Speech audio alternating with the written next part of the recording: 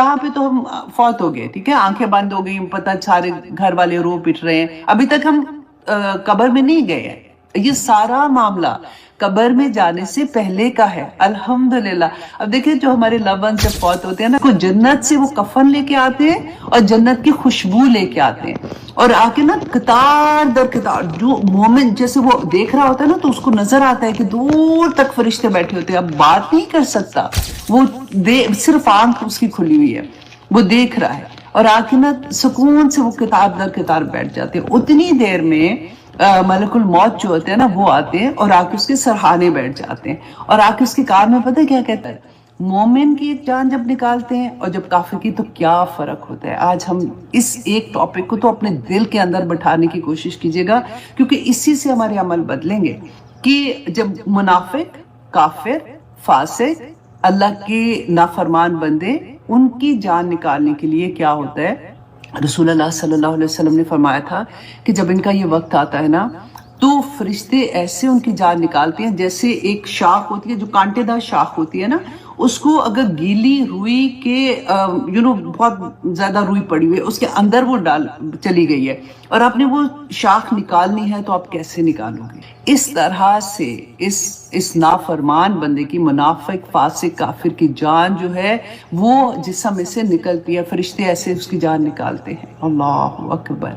और इसके साथ रसूलुल्लाह सल्लल्लाहु अलैहि वसल्लम ने बताया है कि जैसे काफिर जो होता है ना, उसकी जान, वजह क्या होती है, क्योंकि देखिए जैसे आटा गूंथते हैं ना, तो आटा एंड पानी मिक्स करके गूंदा जाता है, और अगर कोई कहे कि अच्छा अब इसको पानी को अलग कर दो, आटे को अलग कर दो, तो कैसे अलग होगा। इस तरह से जान खींची जाती है, जान डूब कर निकाली जाती है, और ये कौन निकालते हैं, ये फरिश्ते जो होते हैं, उनको ये हुक्म होता है उनके रब की तरफ से। और इसी तरह से आप देखिए मोमिन की जान भी निकलती है, लेकिन मोमिन की जान कैसे निकलती है, जैसे मशकीजे में से पानी ड्रॉप होता है ना, कोई तकलीफ ही नहीं होती, आराम से निकल जाती है। क्यों? अब जान जो है वो एक जिस्म के अंदर वो छुप रही है, वो निकलना नहीं चाह रही है, वो हर जगह, जैसे कहते हैं पिंजरा होता है ना, उसके अंदर कोई बर्ड है और बाहर खूनख्वार बिल्लियां बैठी हुई हैं, तो बर्ड कैसे दुबक के बैठा होगा ना, अगर कोई उसको निकालने की कोशिश करेगा वो नहीं निकलेगा, वो पूरे जोर से पिंजरे के अंदर रहेगा। और इसी तरह से काफिर की जान हर कहते हैं हर वो बाल जो होता है ना, ये जो रुमा होता है, उसके अंदर जिस्म के हर हिस्से के अंदर वो इस तरह से गुंदी होती है, और वो निकलना नहीं चाहती। क्यों निकलना नहीं चाहती? क्योंकि जब वो वक्त आता है ना आखिरी, तो सारे वो पर्दे जो गायब के पर्दे होते हैं वो हट जाते हैं। इंसान, कोई भी इंसान, मुसलमान है, काफिर है, फासिक है, कोई भी, पूरी उसके पास खुल जाती है, वो देख सकता है। और जब ये फरिश्ते आते हैं जान निकालने के लिए ना, तो कैसे होता है कि वो जब देखते हैं अपनी आंख से, अब मोमिन की बात सबसे पहले कर लेते हैं ताकि थोड़ी सा हौसला हो जाए। अब मोमिन है, एक उसकी जान निकालने के लिए जब आते हैं ना, तो रसूलुल्लाह सल्लल्लाहु अलैहि वसल्लम ने फरमाया कि वो सफेद चमकदार चेहरे वाले फरिश्ते आते हैं। अब वो मोमिन देख रहा है उनको, और आते हैं और उनको जन्नत से वो कफन लेके आते हैं और जन्नत की खुशबू लेके आते हैं, और आके ना कतार दर कतार, जो मोमिन जैसे वो देख रहा होता है ना, तो उसको नजर आता है कि दूर तक फरिश्ते बैठे होते हैं, अब बात नहीं कर सकता वो, सिर्फ आंख उसकी खुली हुई है, वो देख रहा है, और आके ना सुकून से वो किताब दर किताब बैठ जाते हैं। उतनी देर में मलकुल मौत जो होते हैं ना, वो आते हैं और आके उसके सरहाने बैठ जाते हैं, और आके उसके कान में पता है क्या कहते हैं, या तो हर नफ्सुल मुतमइन्ना इरजी इला रब्बी की, कि ए नफ्स मुतमइन, तो अपने रब की तरफ चल, तेरा रब तुझसे राजी है, तू घबरा ना, तेरा रब तुझसे राजी है। जब वो ये सारा कुछ देखती है ना रूह, तो वो खुशी से निकलती है, वो कोई डरती नहीं है, वो आराम से निकल जाती है जैसे मशकीजे से पानी निकलता है। और फिर क्या होता है, जैसे वो निकलती है तो फरिश्ते जो बैठे होते हैं ना, कतार दर कतार बैठे होते हैं, वो फौरन उसकी रूह को लेते हैं और जो जन्नत से कफन और खुशबू लाते हैं ना, उसके अंदर उसको लपेट देते हैं। अल्हम्दुलिल्लाह। कौन मोमिन नहीं बनना चाहेगा? देखिए अल्लाह सुब्हानहू व तआला ने बता भी दिया कि मोमिन कैसा बंदा होता है, उसको क्या करना चाहिए, वो कैसे अल्लाह का वली बन जाता है। अंत वली फिर दुनिया वल आखिरा। अल्लाह सुब्हानहू व तआला तवफ़नी मुस्लिमन वल्हिक़नी बिस्सालिहीन दुआ मांगते हैं ना हम, तो जब वो लपेटते हैं ना, तो फरिश्तों की काफले के आगे से जैसे गुजरते हैं, तो फरिश्ते पूछते हैं कि ये कौन है, इतनी खूबसूरत खुशबू आ रही है, ये कौन रूह है? تو دنیا میں اس کو جس نام سے پکارا جاتا تھا نا، جیسے اس کو بعض لوگ کہتے ہیں کہ بڑی نیک ہے، یا اس طرح سے کوئی نام سے اس کو یوزلی لوگ پہچانتے ہیں، تو وہ اس نام سے اس کو پکارا جائے گا، اور اس کو لے کے فرشتے آسمان تک جاتے ہیں، آسمان کے دروازے کھل جاتے ہیں، فرشتے پوچھتے ہیں، ہر آسمان کے دروازے پہ پوچھتے ہیں کہ کون ہے یہ، تو وہ بتاتے ہیں جب تو آسمان کے دروازے، اس کا احترام اتنا ہوتا ہے کہ خوشی کے ساتھ فرشتے کھولتے ہیں۔ اسی طرح سے 8ویں آسمان پہ ہماری روح جاتی ہے۔ اب یہاں پہ تو ہم فوت ہو گئے، ٹھیک ہے، آنکھیں بند ہو گئی، پتہ سارے گھر والے رو پٹ رہے ہیں، ابھی تک ہم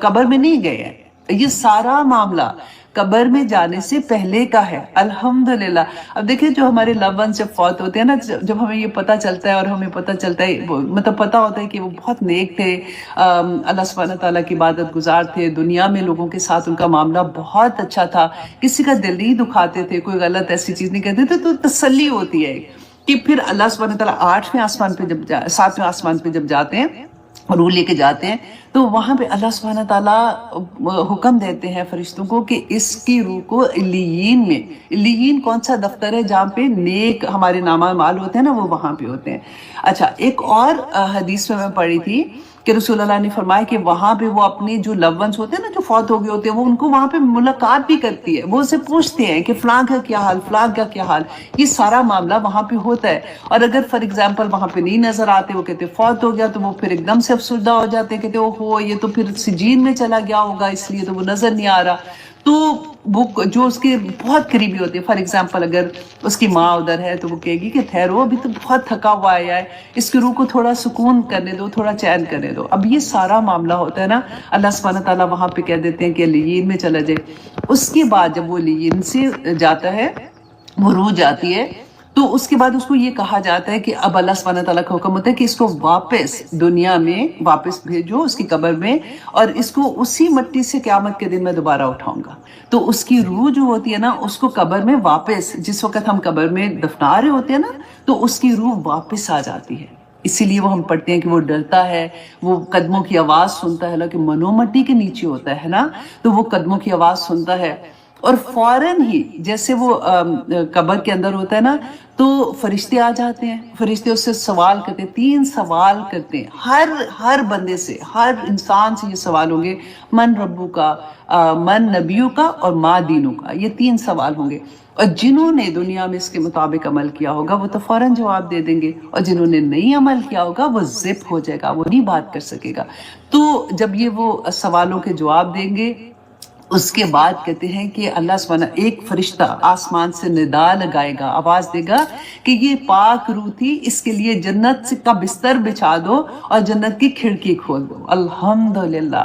اور وہ روح کو کہتے ہیں، پھر اس کے بعد جو اس کی قبر ہوتی ہے نا، وہ حد نگاہ تک پھیل جاتی ہے، مطلب اتنی بڑی اور اتنی خوبصورت ہو جاتی ہے۔ اور جیسے یہ معاملہ ہوتا ہے تو ایک خوبصورت ایک شکل میں ایک انسان اس کے سامنے آتا ہے، وہ پوچھتا ہے کہ تم کون ہو؟ تو کہتا ہے کہ میں تمہارا وہ نیک اعمال ہوں جو تم دنیا میں کرتے تھے، اور اس کو اور تسلیاں دے کے اس کو آرام سے سلا دیتے۔ اور ایک حدیث میں آتا ہے رسول اللہ نے فرمایا کہ فرشتے اس کو کہتے ہیں کیا تم پہلی دن کی دلہن کی طرح سو جاؤ، اب قیامت کے دن انشاءاللہ تمہیں حساب والے دن دوبارہ اٹھایا جائے گا۔ تو مومن کا معاملہ بہت پیارا ہے، یہ دنیا تو کچھ بھی نہیں ہے۔ آپ دیکھیں 70-80 سال اگر مل بھی گئے تو کیا، مطلب اتنی چھوٹے سے سالوں کے لیے ہم کتنے بڑے سودوں کو چھوڑ دیتے ہیں۔ اچھا، اب دوسری طرف آتی ہے وہ روح جس کو فرشتے ڈوب کے نکالتے ہیں نا، کھینچ کے نکالتے ہیں۔ اس کے بارے میں رسول اللہ صلی اللہ علیہ وسلم نے فرمایا تھا، اللہ اکبر، کہ کافر کی روح کو کھینچنے کی کیفیت جو ہے نا، وہ سختی کے ساتھ، جیسے کوئی کانٹے دار، میں نے آپ کو بتایا تھا نا، شاخ کسی روئی میں پھنس جاتی ہے تو کیسے نکالتے ہیں۔ اس کے علاوہ بتایا کہ میں اس کا آپ کو وہ حال بتاتی ہوں جو حدیث میں نے پڑھا تھا کہ اچھا، اب کافر کی جو روح ہوتی ہے تو کہتے ہیں کہ سیاہ چہرے والے فرشتے آسمان سے ایسے ہی نازل ہوتے ہیں جیسے پہلے سفید چہرے والے، چمکدار چہرے والے نازل ہوئے تھے، اور وہ اتنے خوفناک ہوتے ہیں، اور وہ آ کے قطار در قطار وہ بھی بیٹھ جاتے ہیں. اب اسی لیے تو وہ روح ڈرتی ہے، بھاگتی ہے ہر جگہ پہ کہ مجھے کسی طرح سے باہر نہ نکالا جائے، کیونکہ وہ دیکھ سکتی ہے. اور جیسے ہی وہ بیٹھتے ہیں تو ملک الموت اس کے سرہانے آ کے بیٹھتا ہے اور آ کے کہتا ہے اس کے کان میں، تو خبیث تھی، تو خبیث روح تھی، تو نے اللہ کی نافرمانی کی، تو نکل اس میں سے. اور پھر وہ فرشتے جو ہوتے ہیں وہ اس کو کھینچ کے نکالتے ہیں، جیسے ہم نے پڑھا تھا کہ جیسے وہ کانٹے دار جو شاخ ہوتی ہے جیسے اس کو نکالتے ہیں. اور اسی طرح سے جب نکالتے ہیں تو وہ دوزخ سے ٹاٹ لے کے آتے ہیں، جیسے بدبودار ٹاٹ ہوتا ہے، اور اس میں اس کو لپیٹ کے آسمان تک لے کے جاتے ہیں نا. آسمان کا دروازہ نہیں کھلتا. اللہ سبحانہ تعالیٰ نے فرمایا تھا وہاں پہ، جو آسمان میں آپ کے سامنے وہ آیا بھی پڑھ دوں، سورۃ الاعراف کی آیا تھی، جس میں اللہ سبحانہ تعالیٰ نے فرمایا کہ ان کافروں کے لیے آسمان کے دروازے نہیں کھولے جائیں گے. قرآن میں اللہ سبحانہ تعالیٰ نے فرمایا، اور وہ جنت میں داخل نہیں ہوں گے یہاں تک کہ اونٹ سوئی کے سوراخ میں داخل ہو جائے. اتنا مشکل سوئی کا سوراخ اور اونٹ دیکھیں کہ اللہ سبحانہ تعالیٰ نے فرمایا ناممکن ہے کہ وہ جنت میں داخل ہوں گے. اور پھر اللہ سبحانہ تعالیٰ فرمائیں گے کہ اسے نچلی، کیونکہ آسمان کے دروازے نہیں کھولے جائیں گے نا، تو وہاں سے اس کو پھینکا جائے گا. تو اللہ سبحانہ تعالیٰ فرمائیں گے کہ اسے سب سے نچلی زمین یعنی سجین میں داخل کر دو. پھر اس کی روح جسم میں لوٹائی جائے گی. پھر 2 فرشتے اس سے پوچھیں گے کہ تیرا رب کون تھا، وہی 3 کوشچن اس سے پوچھیں گے، اور وہ کیا جواب دے گا کہ ہائے افسوس میں نہیں جانتا. پھر اس سے پوچھا جائے گا کہ تیرا دین کیا، تو وہ پھر وہی جواب دے گا کہ ہائے افسوس میں نہیں جانتا. پھر آسمان سے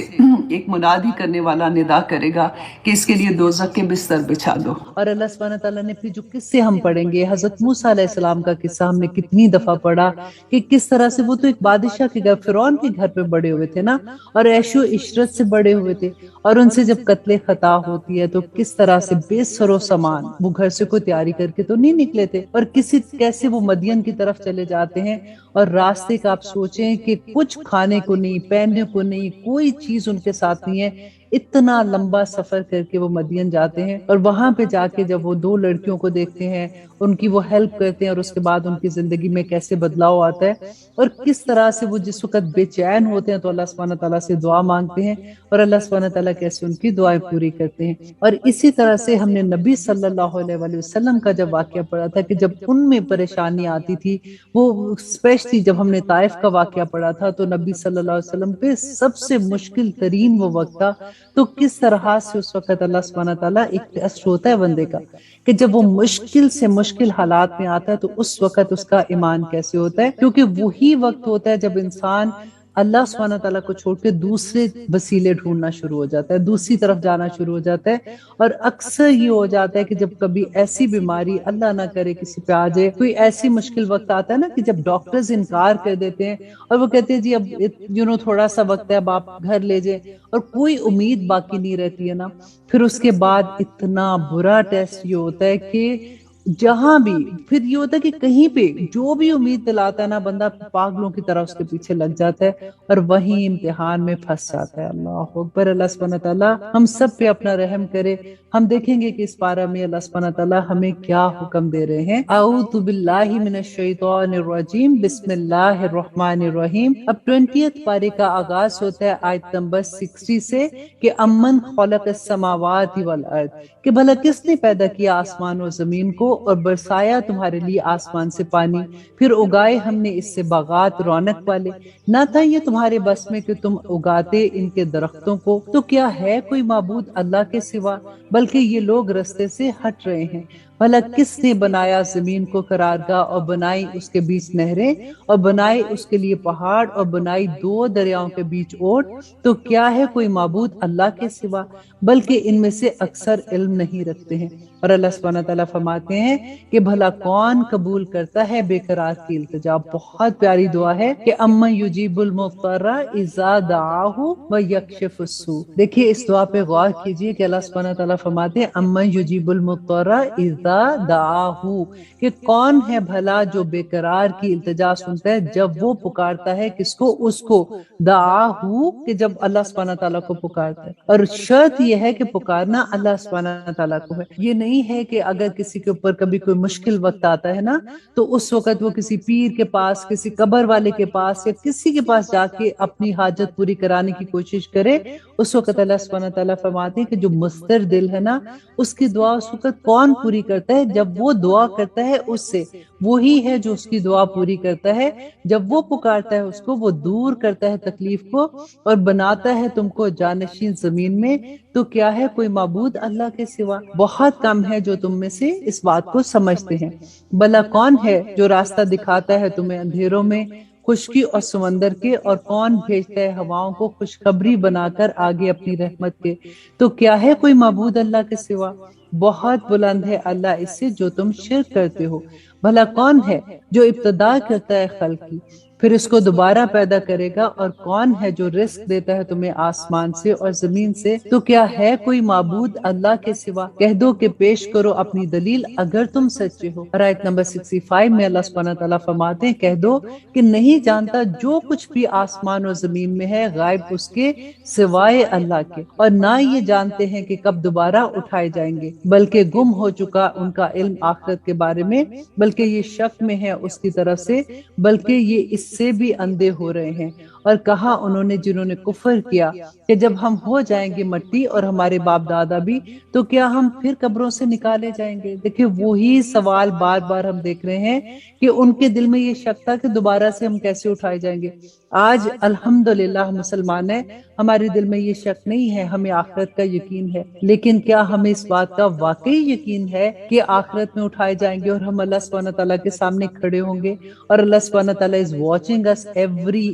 ایک ایک لمحہ ہمیں دیکھ رہا ہے؟ کیا ہمیں اس بات کا یقین ہے کہ ہم جو عمل اس دنیا میں کر رہے ہیں وہ اللہ سبحانہ تعالیٰ کے سامنے اس کا جواب دینا ہے؟ ذرا پوچھیے اپنے آپ سے، اگر ہمیں یہ بات کا یقین ہو جائے تو ہمارے عمل ایسے نہ رہیں جیسے ہمارے عمل ہیں۔ اور آیت نمبر 68 میں اللہ سبحانہ تعالیٰ فرماتے ہیں، بلا شبہ ہوتا رہا ہم سے وعدہ یہ، ہم سے اور ہمارے باپ دادوں سے اس سے پہلے، نہیں یہ مگر کہانیاں پہلے لوگوں کی۔ کہہ دو کہ چلو پھرو زمین میں، پھر دیکھو کہ کیسا ہوا ہے انجام مجرموں کا۔ اور آیت نمبر 70، اور نہ غم کرنا ان پر اور نہ ہونا تنگی میں اس سے جو چالیں یہ کر رہے ہیں، اور یہ کہتے ہیں کہ کب ہوگا یہ وعدہ پورا اگر تم ہو سچوں میں۔ کہہ دو شاید کہ آ پہنچا ہو نزدیک تمہارے کچھ اس میں سے جس کی تم جلدی کر رہے ہو، اور یقیناً تیرا رب فضل کرنے والا ہے لوگوں پر، لیکن ان میں سے اکثر شکر نہیں کرتے ہیں۔ اور یقیناً تیرا رب خوب جانتا ہے اس کو جو پوشیدہ کیے ہوئے ہیں اور ان کے سینے، اور جو کچھ وہ ظاہر کرتے ہیں۔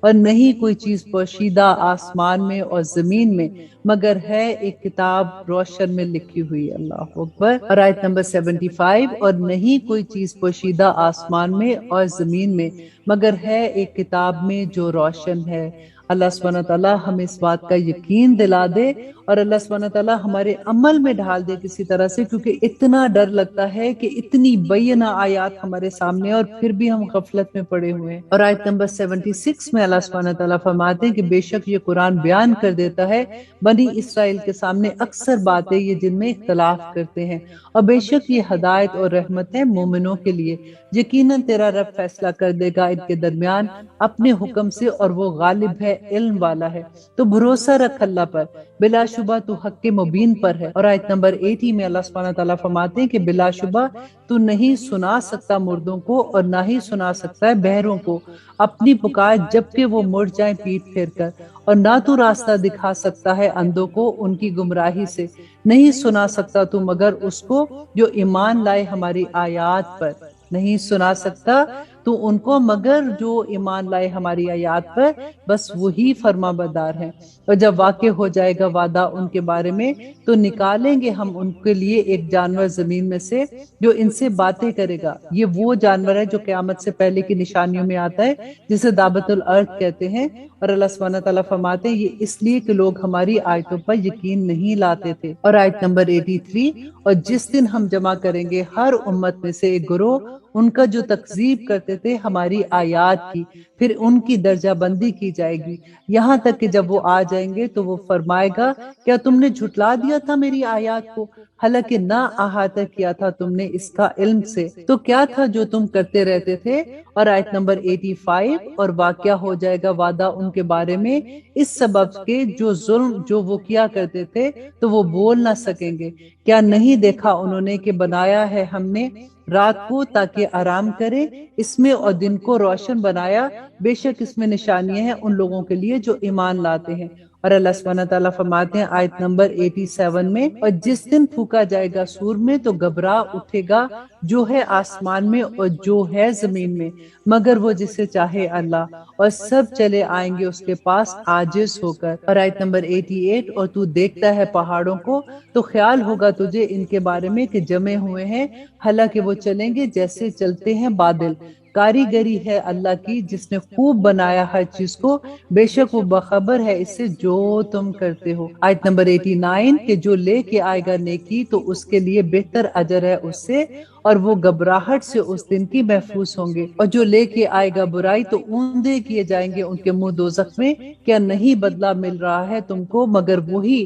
جو تم کیا کرتے تھے؟ ربنا لا تجعلنا منہم، در حقیقت مجھے حکم دیا گیا ہے کہ میں عبادت کروں رب کی اس شہر کے جس نے محترم بنایا ہے اس کو اور اسی کی ہے ہر چیز، اور مجھ کو حکم دیا گیا ہے کہ میں رہوں فرمانبرداروں میں سے۔ اور آیت نمبر 92، اور یہ کہ پڑھ کر سنا دوں قرآن تو جو ہدایت اختیار کرتا ہے تو بس وہ ہدایت اختیار کرتا ہے اپنے ہی لیے، اور جو گمراہ رہتا ہے تو کہہ دو کہ صرف میں خبردار کرنے والا ہوں۔ اور آیت نمبر 93 جو اس سورہ کی آخری آیا ہے، اور کہہ دو کہ شکر ہے رب کا، وہ عنقریب دکھائے گا تم کو اپنی نشانیاں تو تم ان کو پہچان لوگے، اور نہیں ہے تیرا رب بے خبر اس سے جو تم کرتے ہو۔ انڈر لائن کیجیے اس بات کو کہ اللہ بے خبر نہیں ہے جو کچھ ہم کرتے ہیں۔ دیکھیے یہ بات ہم کتنی دفعہ پڑھ رہے ہیں نا کہ اللہ سبحانہ تعالیٰ فرماتے ہیں کہ میں بے خبر نہیں ہوں اس سے جو تم کرتے ہو۔ تو اللہ سبحانہ تعالیٰ سے دعا کریں کہ اللہ سبحانہ تعالیٰ ہمارے تمام عمل ایسے کر دیں جو اللہ سبحانہ تعالیٰ کی رضا والے ہوں،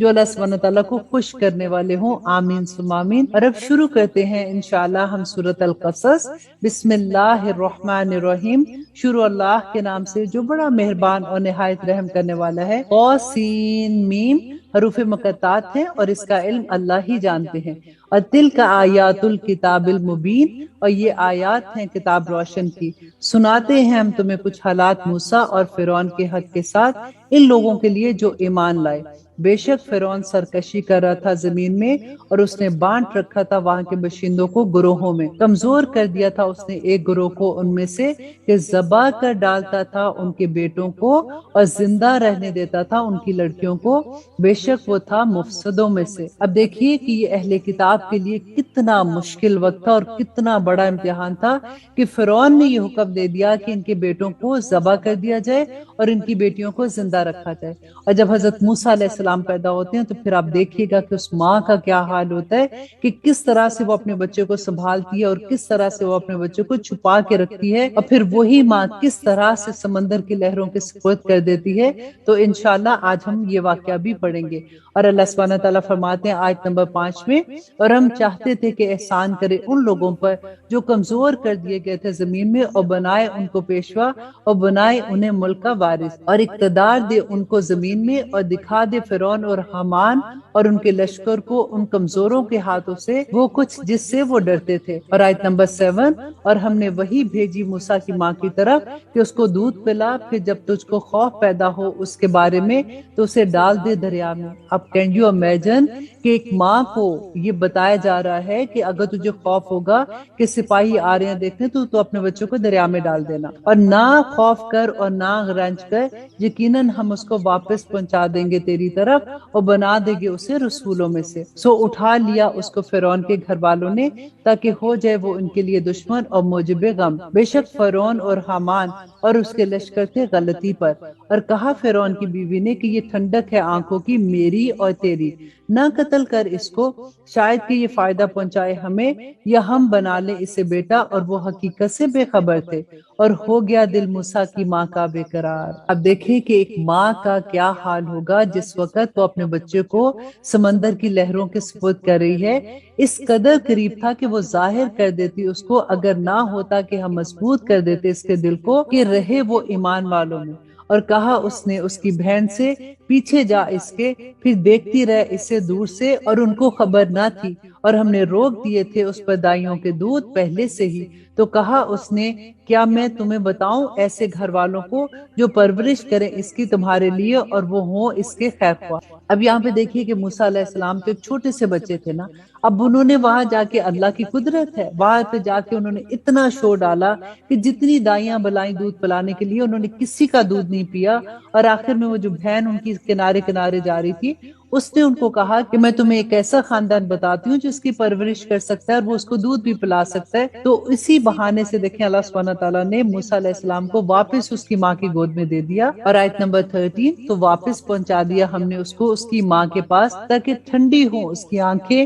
اور نہ وہ غم کرے، اور تاکہ جان لے کہ اللہ کا وعدہ سچا ہے، لیکن اس میں سے اکثر نہیں جانتے۔ اور آیت نمبر 14 کہ جب وہ پہنچا اپنی جوانی کو اور ہوگی اس کی نشو و نما تو ہم نے عنایت کی اس کو حکمت اور علم، اور ایسا ہی بدلہ دیا کرتے ہیں ہم نیکوکاروں کو۔ اور آیت نمبر 15 اور وہ داخل ہوا شہر میں ایسے وقت کہ غافل تھے اس کے رہنے والے، تو پایا اس نے وہاں دو شخص کے آپس میں لڑ رہے ہیں، یہ ایک اس کی قوم کا تھا یعنی بنی اسرائیل سے تھا، اور دوسرا اس کے دشمنوں میں سے تھا، تو مدد طلب کی اس نے جو اس کی قوم میں سے تھا مقابلے میں اس کے جو اس کے دشمنوں میں سے تھا، تو مکہ مارا اس کو موسیٰ نے تو کام تمام کر دیا اس کا۔ کہا اس نے یہ تو شیطانی کام ہوا ہے، بے شک وہ دشمن ہے بہکانے والا کھلے طور پر۔ اب ہوا کیا کہ موسیٰ علیہ السلام اپنے گھر سے نکلتے ہیں تو راستے میں انہوں نے دیکھا کہ دو آدمی آپس میں لڑ رہے ہیں۔ ایک آدمی جو تھا وہ بنی اسرائیل سے تھا، انہیں یہ لگا کہ بنی اسرائیل والے ویسے ہی مظلوم تھے اور ان پہ ظلم ہو رہا تھا، تو انہوں نے اس کا ساتھ دینے کے لیے جیسے اس نے ان کو پکارا کہ میری مدد کرو، تو موسیٰ علیہ السلام نے ان دونوں کو علیحدہ کرنا چاہا، لیکن جب لڑائی ہو رہی تھی تو موسیٰ علیہ السلام نے دوسرا جو شخص تھا اس کو مکہ مارا، اور مکہ ایسا لگا کہ ادھر ہی وہ فوت ہو گیا۔ اب موسیٰ علیہ السلام وہاں سے گیا کیونکہ قتل خطا تھا، وہ موسیٰ علیہ السلام نہیں چاہ رہے تھے کہ وہ اس کو قتل کر دے، لیکن وہ اس کو ہٹانا چاہ رہے تھے وہاں سے۔ اور جب وہ دوسرا آدمی فوت ہو گیا اور موسیٰ علیہ السلام فوراً مدین کی طرف چلے گئے، اب کوئی ساز و سامان نہیں ان کے پاس، کوئی چیز نہیں ہے، ان کو پتہ ہی نہیں کہ وہ کس راستے پہ جا رہے ہیں، بس وہ چلتے جا رہے ہیں چلتے جا رہے ہیں۔ اور آگے یہی سٹوری ہم دیکھیں گے کہ اتنی پریشانی میں کس طرح سے اللہ سبحانہ تعالیٰ اپنے بندوں کی مدد کرتے ہیں۔ اور آیت نمبر 16 کہا اس نے اے میرے رب بے شک میں نے ظلم کیا اپنے آپ پر، سو معاف فرما دے مجھے، تو معاف کر دیا اس نے اس کو، بے شک وہ بخشنے والا اور مہربان ہے۔ اسی لیے میں بار بار جو آپ سے کہتی ہوں نا کہ دیکھیے اللہ سبحانہ تعالیٰ فرماتے ہیں کہ توبہ کر لو، جو بندہ توبہ کرتا ہے اللہ سبحانہ تعالیٰ زمین و آسمان تک کے بھی اس کے گناہ ہوتے ہیں نا ان کو بھی وہ نیکیوں میں بدل دیتے ہیں، لیکن صرف کرنا کیا ہوگا کہ توبہ کر کے اس پہ جمنا ہوگا اور پھر اللہ سبحانہ تعالیٰ سے مدد مانگنی ہوگی۔ اللہ سبحانہ تعالیٰ فرماتے ہیں کہا اس نے میرے رب یہ جو مہربانی فرمائی ہے تو نے مجھ پر، تو ہرگز نہ میں بنوں گا مددگار مجرموں کا۔ آیت نمبر 18 پھر داخل ہوا صبح کے وقت شہر میں ڈرتا ہوا خطرہ بھامتا ہوا، تو پھر وہی شخص جس نے اس سے مدد مانگی تھی گزشتہ روز پکار رہا تھا اس کو، کہا اس سے موسیٰ نے بے شک تو گمراہ ہے کھلا ہوا۔ پھر جبکہ اس نے ارادہ کیا کہ پکڑ لے اس کو جو دشمن تھا ان دونوں کا، وہ بول اٹھا اے موسیٰ کیا چاہتا ہے تو کہ مجھے قتل کر ڈالے جس طرح تو نے قتل کر ڈالا تھا ایک شخص کو کل؟ نہیں چاہتا تو مگر یہ کہ ہو جائے ظلم و ستم کرنے والا زمین میں، اور نہیں چاہتا تو کہ ہو جائے صلح کرانے والوں میں سے۔ اور آیا ایک شخص شہر کے پرلی طرف سے دوڑتا ہوا، بولا کہ اے موسیٰ بے شک اہل دربار مشورہ کرتے ہیں تیرے بارے میں کہ تجھ کو قتل کر ڈالیں، سو نکل جا یہاں سے،